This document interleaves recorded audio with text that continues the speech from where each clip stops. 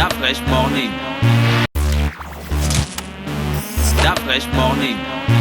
Avec Pépé, on parle de sport ce matin. Pépé, bonjour. Bonjour la fraîche. Comment tu as passé le week-end? Qu'est-ce qu'on veut? On veut le vie. Qu'est-ce qu'on veut? On veut le vie. Ah, Pépé, pour une fois que tu viens nous annoncer un truc. Comment ça? Bah, tu vas nous annoncer que les Panthères ont gagné, non? Pépé, j'ai Bah, elle est l'émotion, contente. j'ai l'émotion. Pourquoi tu veux Pépé. pas qu'elle soit contente? Non, je ne veux. C'est pas que je veux pas qu'elle soit contente. Vous-même, vous avez déjà Elle a dit vu c'est ça la comme si vous première- avez gagné la c'est- Coupe d'Afrique. Mais tu vois que c'est déjà la deuxième fois que tu dis ça. Lorsque le Gabon a battu le Maroc, tu as dit vous quoi? Vous avez gagné la Coupe d'Afrique. Le Gabon gagne là, vous avez gagné la Coupe d'Afrique. Tu vois que ça va revenir.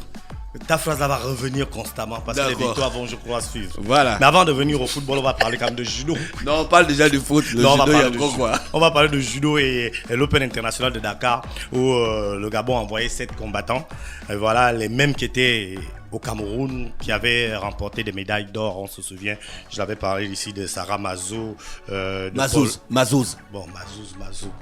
De Paul Kibikai. Voilà, là, il y a eu une médaille d'argent et 3 médailles de bronze. Il faut rappeler qu'en ce moment, les Open se suivent pour permettre aux athlètes qui doivent concourir aux Jeux Olympiques d'engranger le maximum de points qui permettent donc à ces athlètes d'être Les Jeux Olympiques, c'est quand? en 2020. Voilà, à Tokyo. Donc, Luc Manongo a eu une médaille d'argent. Sarah Mazou, Karen Agono et Paul Kibikai ont eu des médailles de bronze. Et donc, d'autres Open vont suivre pour permettre donc à ces athlètes d'avoir le maximum de points. Et pourquoi pas que d'avoir un maximum de judoka, parce que là, on parle de judo à ces Jeux Olympiques. Il y avait également du taekwondo et puis l'Open de France. Et là, malheureusement, les Gabonais qui sont partis à 4, qui devaient partir à 9, n'ont rien eu. Antonio Bam s'est arrêté. Il devait être 4, mais Non, il devait être 9, Ah, ils sont allés à 4. Ah, d'accord. Parce que jusqu'aujourd'hui, il faut le repréciser, il n'y a toujours pas de fédération gabonaise de taekwondo. Donc, lorsqu'il y a eu des invitations comme ça, c'est de manière personnelle que les athlètes se déplacent et c'est un peu difficile. Donc, les athlètes sont allés à 4. Antonio Bam a été, il a eu on dit entre griffes la pire des places, se placer donc 4e. C'est souvent. Oh, comment ça? C'est la pire des places pour moi parce que tu es à, comment on appelle ça, tu es juste à côté du podium. Mais tu n'es pas au podium. Mais comment il a fait pour ne pas être au podium? Il n'était pas dans sa forme. C'est peut-être ça. Il a été éliminé juste au pied du podium. Malheureusement, les autres ont été éliminés en. C'est au pied du podium qu'on voit mieux le podium. Les autres ont malheureusement été éliminés un peu plus tôt. La grosse satisfaction vient de Urgence. De Mbembo. Urgence n'a pas. Même non, elle n'a Mwega pas n'a pas. Non, elle n'a Urgence pas Mwega participé. Mwega. Elle n'a pas participé. J'aime bien son nom. Urgence. La satisfaction vient de Maître Mbembo, qui est arbitre international. David. David Mbembo, et qui a donc été, comment on appelle ça, qui a donc été élu parmi les 5 meilleurs arbitres de la compétition. Ah oui? Tu vois, donc ça fait de lui un arbitre désormais de haut niveau. Il va participer aux Jeux Olympiques. On peut dire que c'est un pied et demi. Voilà, un Comment pied Pépé 3 dit quarts là. David, même quand il combattait, il était très bon. Hein. comme arbitre. Non, comme combattant Oui, déjà. comme combattant, oui. On se souvient qu'il a été plusieurs fois champion du Gabon. Il a eu, comment on appelle ça, les Jeux africains. Il a été médaillé là-bas. Voilà, il a été, je crois même, comment on appelle ça, une compétition internationale où il avait été meilleur combattant. Meilleur combattant. Il a souvent eu ce truc-là. Il n'a malheureusement pas eu la chance d'être aux Jeux Olympiques et de montrer ce qu'il avait. Mais en tant qu'arbitre aujourd'hui, il est le président de la zone 4 des arbitres. Donc c'est pour dire qu'en tant qu'arbitre dans la zone d'Afrique centrale, c'est l'élite. Donc aujourd'hui, avec cette récompense, c'est même déjà au niveau mondial, il fait partie de l'élite aussi. Donc c'est la grosse satisfaction. Il y avait quand même plus d'une centaine d'arbitres.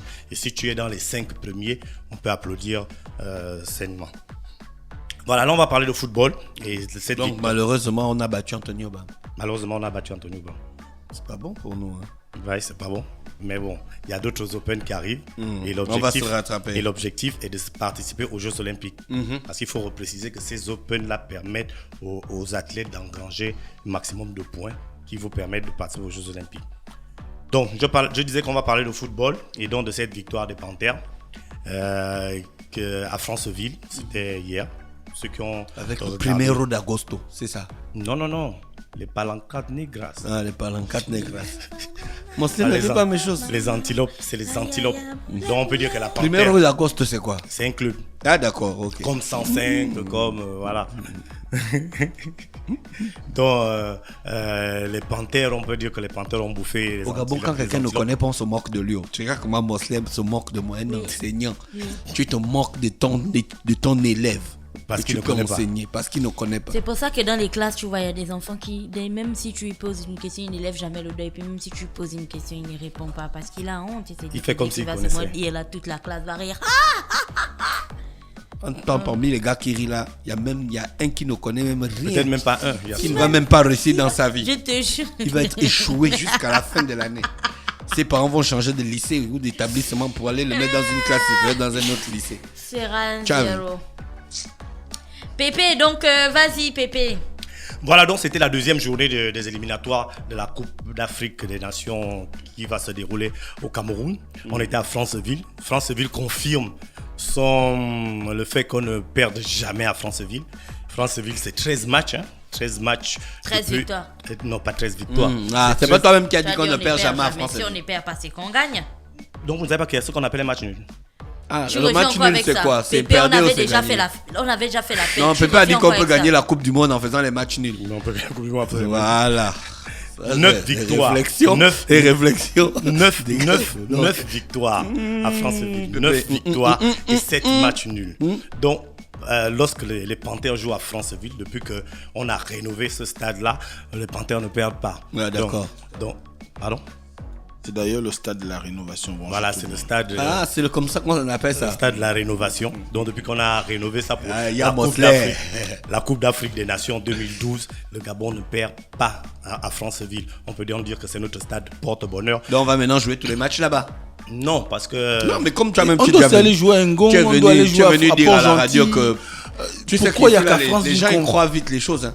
Là où tu es venu dire à la radio que c'est le match du bonheur, C'est le stade du stade. bonheur. on va aller jouer là-bas. Des non? victoires, le stade des Non, victoires. mais moi le je stade fais, des moi je victoires. fais un constat. Donc si Franceville c'est le stade du bonheur, on emmène la mairie du bonheur aussi, la mairie du 4e arrondissement. On va aussi mettre Non, ça. non, non, Comme là, ça on va moi, faire de on Franceville garde la ville la du mairie. bonheur. Non, non, Non, je mon fais gars, la mairie du bonheur, Comme reste ça, ouais. Non, Comme ça on on va peut faire pas. de Franceville la ville du bonheur. Non, moi c'est là. je fais le constat.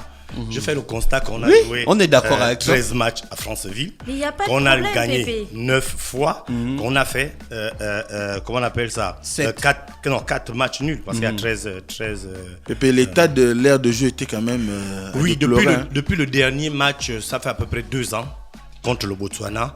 Rien ne s'est pu jouer là-bas. Enfin, il y a eu un match des éliminatoires de Mangasport, mais c'était vraiment déplorable. Donc, en quelques jours, les techniciens ont essayé de faire. Si tu avais vu, L'exploit. si tu avais vu cette pelouse-là Avant. 2 semaines avant, tu disais que c'était impossible de jouer dessus.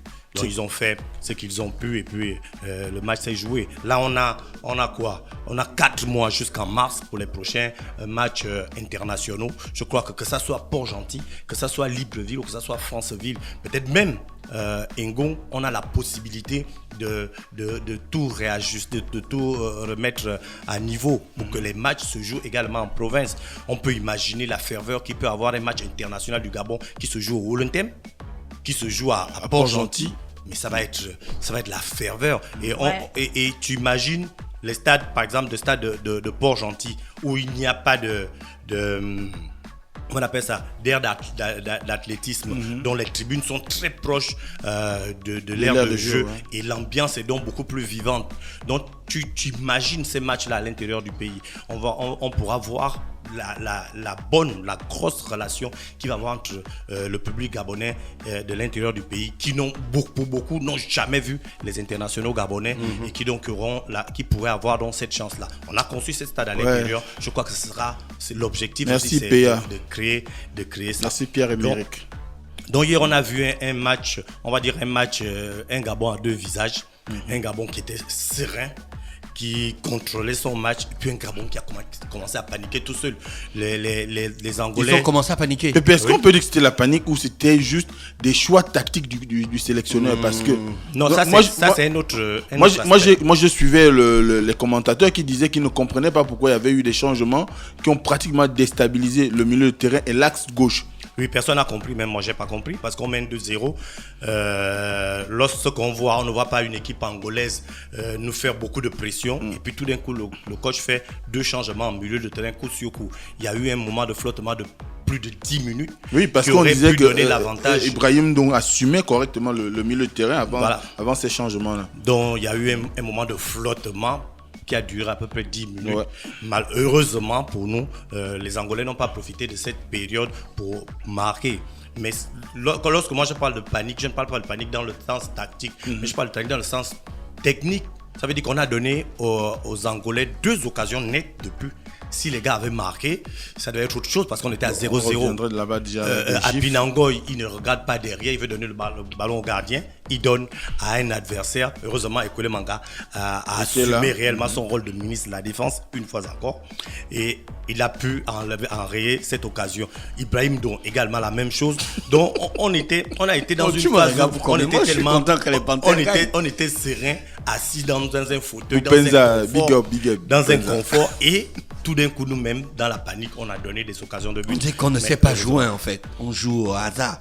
Non, c'est pas qu'on joue au hasard. On est à gare. On est à gare quoi. C'est-à-dire Non, tu sais, on est à gare, on joue Dafresh, au hasard. lorsqu'on revient... Tu ne connais pas le lien entre Agar et hasard. Là, tu fais juste d'arriver. Enfin, je comprends rien. Il n'y a rien à comprendre. Il n'y a rien à comprendre. Lorsqu'on revient d'une période où on a beaucoup perdu des matchs et qu'on commence à gagner, à un moment donné, on a tellement peur de perdre que sur le terrain, ça se ressent. Parce que lorsque vous êtes à 2-0, vous vous dites, il reste 10 minutes à peu près. Si les gars marquent, est-ce que si vous vous posez ce genre de questions-là sur le terrain, ça va se ressentir. Parce que vous n'allez pas savoir s'il faut continuer à attaquer pour ajouter un 3e but et donc être là tranquille ou bien essayer de gérer vos 2 buts. Mais parce que défendre, c'est toute une culture. Si vous ne savez pas défendre et vous pensez que défendre, ça va être les 10 joueurs dans vos goals, vous allez forcément prendre des buts. Donc c'est ce qui est un peu arrivé, heureusement, qu'on n'a plus qu'un seul but. Et donc avec... On aurait dû ne même pas prendre un but. Oui, est-ce que c'est pas aussi parce que à la fin du match, les gars voulaient apporter le spectacle? Parce que ça aussi, ça peut... Non, c'est pas ça. Histoire de... Non. Mais c'était... Non, ce que je dis là, ce sont des choses que j'ai entendues de la bouche des commentateurs, pas au quartier, de la bouche des commentateurs. Non, mais si on voit si on voit le but, c'est 2 erreurs individuelles. Ouais. Une erreur du latéral droit, Palin, qui n'a pas donc qui n'a pas empêché l'attaquant, l'ailier de centrer, et dans l'axe, et Bana Bessolo qui était en Predator. Non, c'est pas lui. Qui était en contact avec le gars qui a marqué, qui n'a pas pu prendre ce gars. Donc c'est 2 erreurs individuelles. Mais à chaque opposition, Bana Bessolo, il a été comment on dit ça, malmené par son adversaire à 2 reprises. Oui, c'est parce qu'à un moment donné, je crois quand même, lorsqu'on joue à ce niveau-là et qu'on n'a pas la capacité physique de tenir réellement des matchs, il faut jouer le plus simplement possible.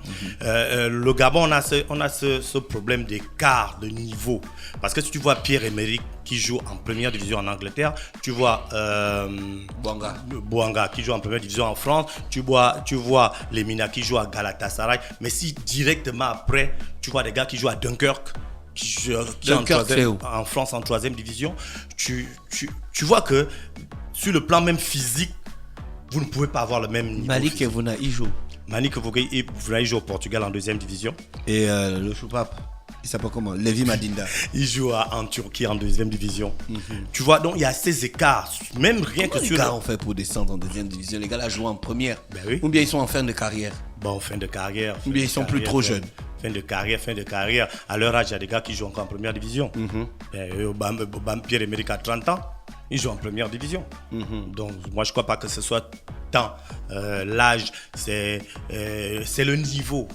À un moment donné, si on est resté, on n'a pas réellement progressé et que les autres autour de vous progressent, forcément vous reculez.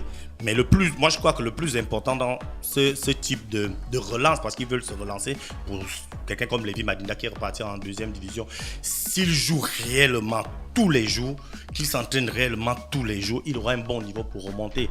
L'erreur, c'est souvent d'être en première division et de venir jouer 2 minutes par-ci, 3 minutes par-là, 20 secondes par-là. À la fin de la à la fin de la saison, tu te retrouves avec 2 ou 3 heures de match dans les jambes.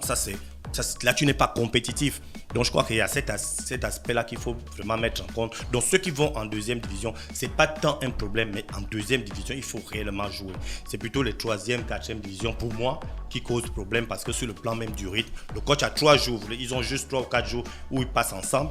Tu penses que comment on va faire pour que Ebana Besolo ait le même niveau de physique que Bouanga, ou ait le même niveau physique que Pierre-Emerick et les autres. C'est impossible. Ou même d'Ekwele Manga qui ou bien même d'Ekwele Manga et d'Aaron à Pinangoy. Donc je crois que c'est aussi ça le problème, mais c'est pas seulement un problème gabonais, parce que ça aussi on trouve ça dans certains autres pays où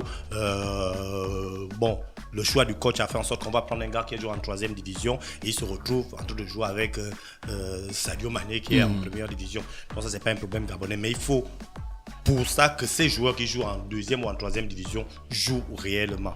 Voilà. Donc le Gabon se retrouve avec 4 points aujourd'hui. On attend le résultat du match Gambie-RDC.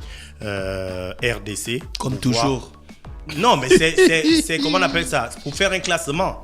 C'est pas un problème. Le classement définitif avant le second tour. Il faut bien qu'on fasse le classement. Avant le second tour. Pour faire le classement, il faut que tout le monde joue. Pépé, on a des victoires.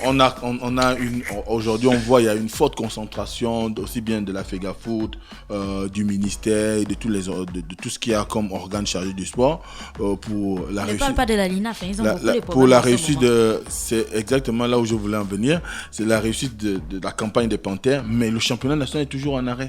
On n'a pas débuté. Le championnat national doit débuter, non? N'a pas débuté. Ça devait débuter le 23, donc en fin de semaine. Et les clubs se sont réunis lors de l'Assemblée générale de la LINAF pour dire qu'ils ne peuvent pas commencer maintenant parce que le budget alloué est faible. Non, Pépé, dis la vérité. Quoi? Dis bien ce qu'ils ont dit, c'est que les clubs... Que le pognon est petit.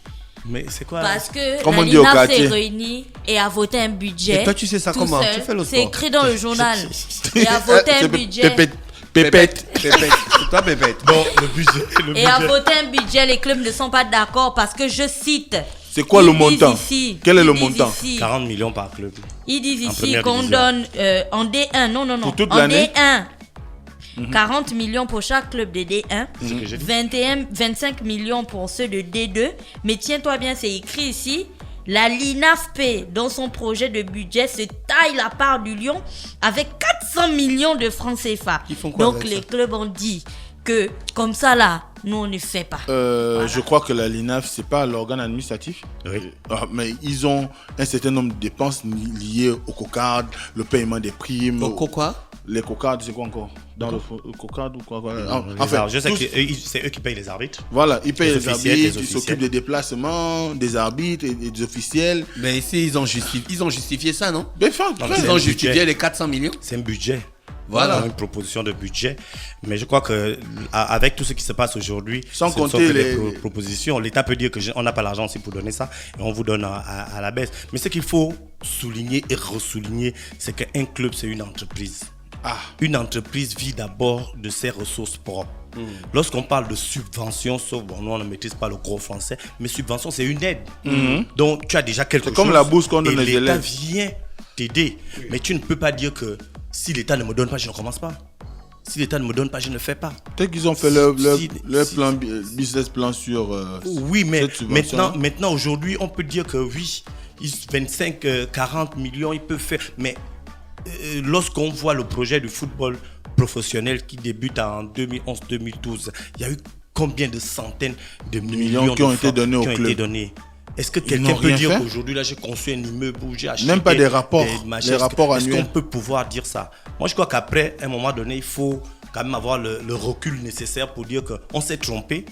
À nous de trouver d'autres solutions pour faire avancer le football. Là, le tort n'est pas au seul club, c'est vrai, mais je crois qu'il y a une grosse partie quand même du tort qui revient parce que chaque année, tu peux pas gagner 300-400 millions de francs CFA. Et puis aucun investissement, et puis aujourd'hui, aucun changement. On se dit l'État doit encore aux footballeurs parce que c'est l'État qui doit payer. Le Gabon, c'est le seul pays au monde là où l'État paye les joueurs quand des l'État clubs. avait décidé de faire ça.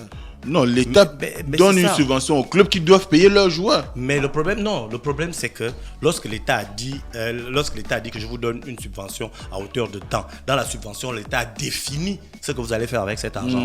Donc l'État vous a dit que aujourd'hui, hier tu payais ton joueur à 50 000, moi je veux plus ça. Tu payes ton joueur aujourd'hui minimum 400 000. Et je te donne l'argent pour ça. C'est ça le minimum, hein? Oui, c'était le minimum. Non, ça a déjà changé aujourd'hui. Ça a changé. Aujourd'hui, c'est déjà, je crois, 120 000 ou 150 000, je ne sais même plus quoi. Mais c'était 400 000. Ils n'auront jamais de Lamborghini. Tu vois, c'était 400 000. 400 000, malheureusement, on connaît comment l'État fonctionne. C'était jamais du genre, chaque 25 du mois, on vous envoie à telle somme. Maintenant, c'était à vous de vous organiser pour que vous ayez d'autres rentrées. Lorsque l'État envoie l'argent, vous puissiez rattraper. Mais si vous dites que l'État a dit qu'il devait envoyer l'argent le 25 c'est pas arrivé, le 26 c'est pas arrivé, moi je ne vous paye pas parce que l'État ne m'a pas donné. Ils font même des grèves. Et c'est à ce niveau qu'on se trouve. Aujourd'hui, le championnat est complètement bloqué parce que pour moi, le projet de professionnalisme a été très mal étudié. Est-ce que la LINA peut se passer de ces clubs et peut-être faire monter d'autres clubs? On ne sait pas. Non, c'est pas possible. Non. Donc on est en situation de blocage. Tu as les techniques des enseignants de l'UOB. Non. Quel enseignant de l'UOB? Non, on ne comprend pas. On vire tous les étudiants. Si tu vas, puis on reprend d'autres. Si tu vérifies, ce sont les mêmes clubs qui n'ont aucun projet sportif, qui bénéficient de la manne du contribuable depuis des années et des années, mais qui n'ont jamais réellement fait éclore le football gabonais, parce que aujourd'hui le football gabonais vit, les cadres qui sont à l'équipe nationale sont des internationaux. Bon, à ce moment-là, à quel moment? Gabon, c'est parti comme ça. Maintenant, le taekwondo, il n'y a pas la fédération.